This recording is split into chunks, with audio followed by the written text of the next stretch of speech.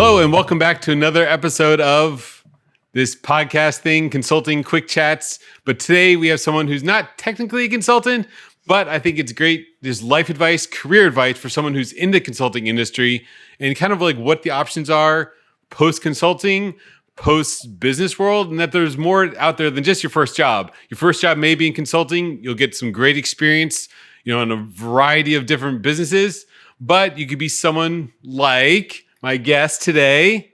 Hi, my name is Hyejin. I am currently a professor at Farmingdale State College. Here on Long Island, New York. Yes. So yeah, we're recording a special live episode today with Hyejin.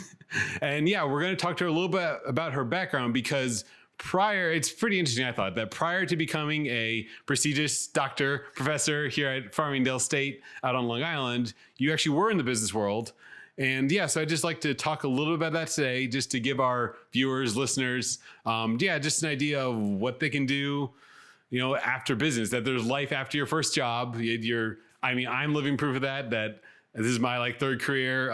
You're a professor now. And as we're going to talk about in a second, you were previously in a bunch of different businesses in Korea and in America. So if you could just we'll talk a little bit about your background, how you got where you are, and just any fun tidbits along the way that you can think of. Okay, so just delving into your background a little bit. Give me your life story, Hyejin. Okay. What was your first job, or where did you go to school, and what was your first position out of college? Okay, so I went to college. So if we backtrack quite a while, I went to school at Northwestern University in the Chicago area. And so actually, since we're talking about college, my major was history. And so when I was in college, I was like, okay, actually freshman year of college, my original plan was I was going to go to law school. I was going to become a lawyer. So that was my original plan. And then freshman year, I took political science and I almost failed. I got a D, and I barely got a D. Let's just say it took a lot of effort for me to just not fail that course. And so after that, I was like, okay, maybe law school itself isn't exactly in my, cards. And so after that, I was debating what do I want to major in. And so Northwestern, one thing that's a little bit different is that we don't offer pre-whatever type courses. Majors. I was debating what to do. And so I took a history course. And honestly, I really liked my history class. It was just really interesting. I thought our professor did a really good job of making it interesting and just making it relevant. And so based on that, I was like, okay, then maybe I'll major in history and we'll see where that ends up. So college, I majored in history, and then I graduated for Northwestern. And at first I wanted to go into actually advertising. Oh. And so I tried applying to all these companies. For better or worse, no one hired me. Common this day and age too. So even back then, yes. And so, yes. And I think a lot of it is just, it doesn't really matter what your GPA is or whatever, but I just think looking back, I don't think I was really that great of an interview. I wasn't really good at interviewing. So I think that was a big thing. And I wasn't really good at selling myself, which is really important, whatever job that you're doing. Mm-hmm. And so after college, my parents actually lived in South Korea. And so I was like, oh, I want to stay. But then they're like, no, just come back home. So I went back to Seoul, Korea, which is where my parents live. And I tried looking for a job there. And it was a little bit easier in some ways. But what was different between, say, the US and Korea is that in Korea, your major really matters. Whereas here in the States, it's more about, what are the skill sets that you learn? And you but then in Korea, it's your skill sets, of course, are very important, but in the initial, for your first job, it was more based on your major. And it could just be because most corporations in Korea, they would hire hundreds of employees all at one time. So you sort of have a cohort system. And so maybe because of that, but yeah, so being a history major, it was really difficult to get a job. In the business world, yes, exactly. So I just couldn't even get to the first round because they only saw that on your Yes. resume and They looked at your major. You had to put in what your major was. And since I put my major as being a history major, automatic X. Yeah.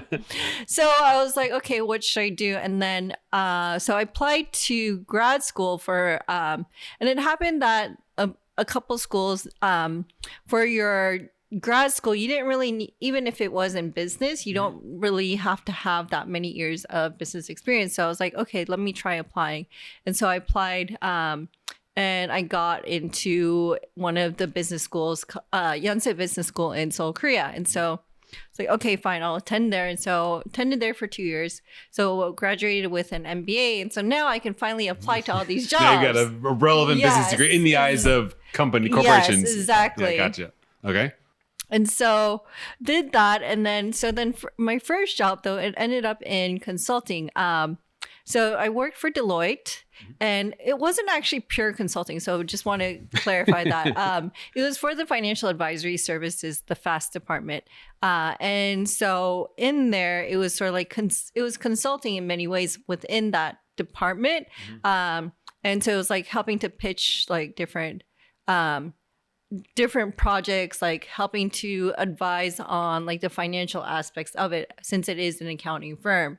So you're more, just a good second, you're more in like consulting terms, if you're watching this, more of like the analyst, like functional, like sales support side, not actual client interfacing. Yes, I think because, okay, so yes, you are client interfacing when you hire up, but in the beginning, like again, since I was in an entry level job, it was more, of course, just more like the support. Yes. Gotcha. Okay. Yes. Yeah. So that's what I started out as, and because I worked there for about like 2 years, I think, a little less than 2 years, and then it's like, okay, it was getting a little tired of it, and I just like I just didn't see a future in it, because I was like, okay, how is this really helping me improve my own value? Again, we're all business people, so we have to think about what is value, right? Yep. What is my competitive advantage? Yep. And so if we think about that, I was just like, okay, how is that helping me in the long run? And I was just like, I'm not really into what we're doing. And I did find though M&A to be interesting. So a lot of the projects that we were working on was related to M&A. So it was like valuing the target, valuing the advisor. So the valuation stuff, because you needed like a CPA, of course we couldn't do, but it did provide me a lot of basic like overview of how M&As work and things like that. And so using that as a base, I started looking for other jobs, and that landed me at my second job, which was Bloomberg. Okay, and so Bloomberg where? In Seoul, Korea. Actually. In Seoul, okay. So, you started Deloitte in Korea and then Bloomberg in Korea. Yes. Yep. So my working experience in terms of corporate was all in Korea. It was all in Seoul, Korea, and so I was working. So I was able to get a job at Bloomberg, and it was really different in many ways, because here you're more you're analyzing, and Bloomberg is in many ways it's a data company. Yeah. And so we're looking at M&A, but we're treating it as data, and we're using that to help. So ultimately, for the Bloomberg terminal, all the information that goes into the terminal, and how does that help? And we sell that terminal then to financial institutions and schools and so on. Gotcha. And so, so then that was my second job. And so at first it was a lot more rewarding. Also, it was a lot different because it was a flat structure in terms of the hierarchy, whereas, Deloitte had much more traditional hierarchies. And so when you're starting off, that means that whatever you want to achieve, you can do. Like there's no like red tape per se. Okay. But I think ultimately, again, sort of going back to the idea of like value, like I was sort of like deciding, okay, so ultimately it seemed like I'm doing all this, but do they value me? Became my next like concern. Okay. And so I was thinking about that, and I was like really debating what to do. And I was just thinking about like, what do I really enjoy? Mhm. What do I enjoy? What do people say I'm good at? You Things mean like both that. in work and outside of work? You mean you're talking? Yeah, Yeah. so Okay. just like overall, like General so it was life, just yeah. yes, Okay. in general, like Yeah. what do people say? Like how would people describe my personality? Things like that. And I think a lot of ways. So for one, people would always say, yes, you do like to teach, like and I like to interact with people. Being at a desk job, it sometimes is a little bit, sometimes to my personality, it could be a little boring. Yeah. It's like everyone has their everyone is different. Yeah. So, and some people like it works for them. And for me, it was, yes, it is fun at sometimes. And I'm, but I felt like I got more of a thrill, like in being able to interact with people and to a certain extent. At the same time, like, would I want to go and be like like go into like sales? That was another thing I considered, but not to that extent. Like, I don't like interacting with people to that extent. Like, I'm not very, I wouldn't say, like, I wouldn't describe myself as being a true extrovert where I can meet and just strike up a conversation with anyone. That's not really my personality. And so having already switched a job once, and then I started looking around for other jobs, and I was like, what should I do? And I was looking at possibly different industries. And to be honest, I think it was also daunting, like the thought of just completely like switching careers. And so I was debating, like, should I just switch? And then you see like friends in other industries, and then it's always, and then also it's like, okay, if I'm working, like you always want more money. And it's like, oh, so and so is making this amount, and I'm only making this amount. Okay, maybe if I switch jobs again, then I can boost up my salary to this amount. Because honestly, like switching jobs is one of the best ways I think to increase your salary. Yeah, and so I was debating that, but then I interviewed at a couple other people, and it was just, at a couple other places, and it just really didn't strike me as like, this is what I really want to do. Okay.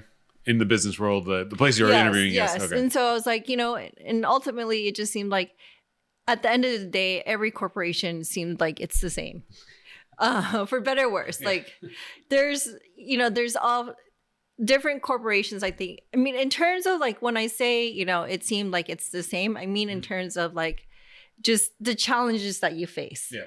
I think the challenges that you face, each corporation will have its own batch of challenges. And the point is, it's just how great of a fit are you with those challenges? Like, do you get a thrill out of those challenges to a certain extent? Or like, do you find yourself that you are more, like, does it bother you a little less? Like the things that people complain about in your corporation? Because I think that's a big indicator.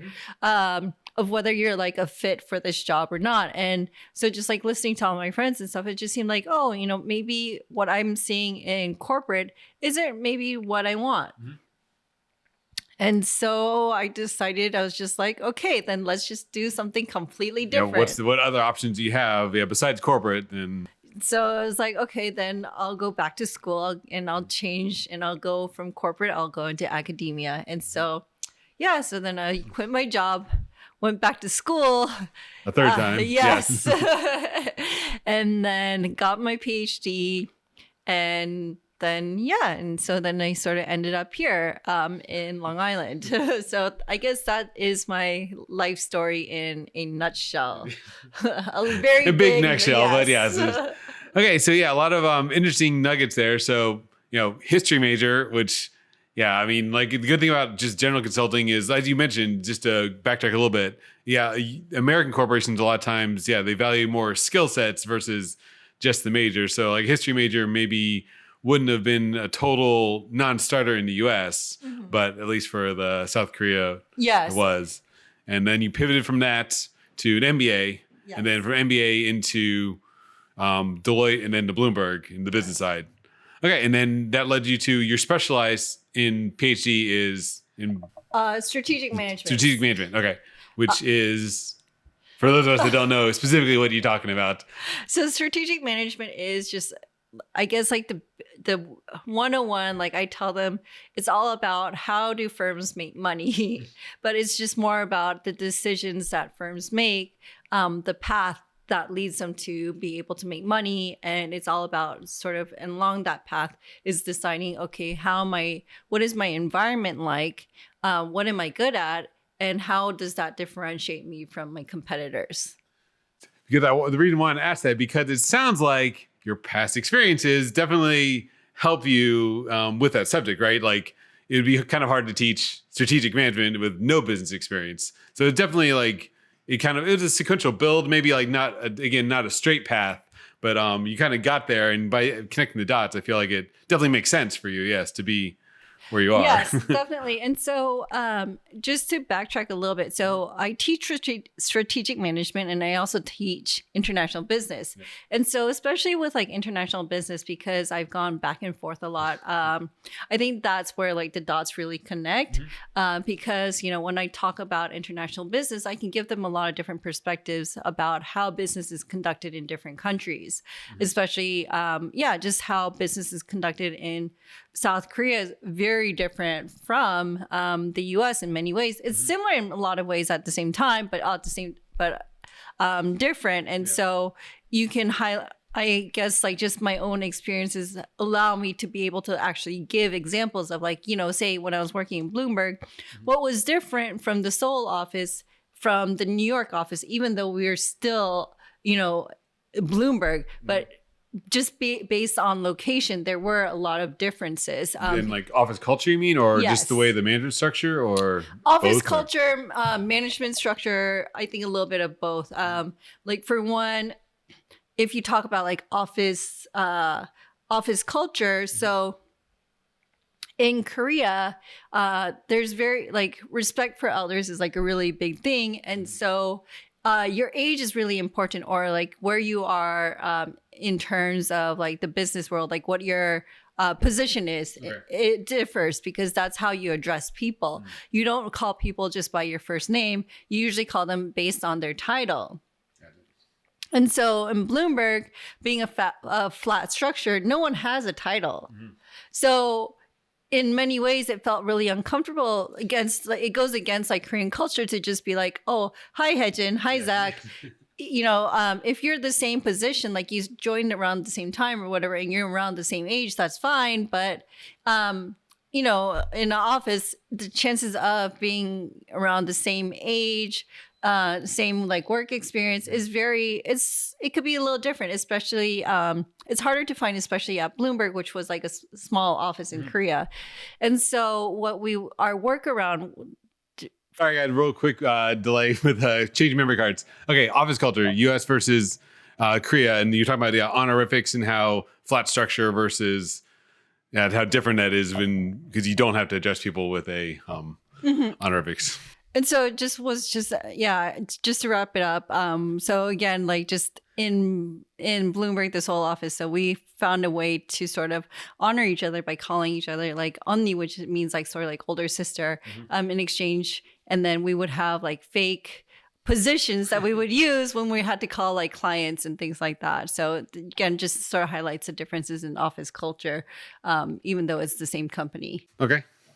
I know we're trying to write a little bit, but so since in your current position, since you are mentoring students and new grads, usually the people watching this are recent grads, new hires, or people looking to get into consulting. So kind of the wrap up actionable kind of question at the end I have for you is, what advice would you give to someone, either a new grad, new hire with a consulting firm, or someone looking to get into consulting, or it's in business in general? Would you, I feel like the pieces I can pick out from what you were telling me were, of course, find your personal fulfillment. It doesn't have to be your first company. It's okay to, explore other careers, other industries, other offices that you're talking about, that offices can be totally different from office to office. And, again, talking to your friends, as you mentioned, kind of seeing how other offices or other companies work. And that, even in your case that, yeah, maybe that just totally wasn't life for you at any Yes. corporation, which is, again, as you can see, living proof, totally fine. You can still, succeed in life, as you could say, without going a traditional route. I guess, yeah, just real quick. I know maybe I don't want to put words in your mouth, but, like, what would you say to someone, who's, again, new in their career and maybe feeling a little lost in that first position? Like, I don't know if it's a good fit for me. Would you say, like maybe for you, like you did it for a couple of years. So would you, stick it out for a couple of years and kind of like to really understand the culture? Like, do you get that first impression, in that first year? Or is it better to kind of understand? I think for each person, like it is very different. So it's hard to say, oh, this is like the answer. Of course, it depends, right? It always depends, yes. But I guess I think one great thing about consulting is that it gives you a chance to experience and interact with a lot of different companies. Mm-hmm. And so through that, you can sort of get an idea, maybe indirectly, of what you like and what you don't like when you see and you interact with other companies. And I think that can just use your experience and just follow your heart in terms of like what you really enjoy. Because I think ultimately, like, this is what I always say. It's like, if you don't enjoy what you do to a certain extent, then you're not going to be able to succeed in it. And so I would just say, and if you don't like consulting, then say screw it and move on. Try something else. Yes.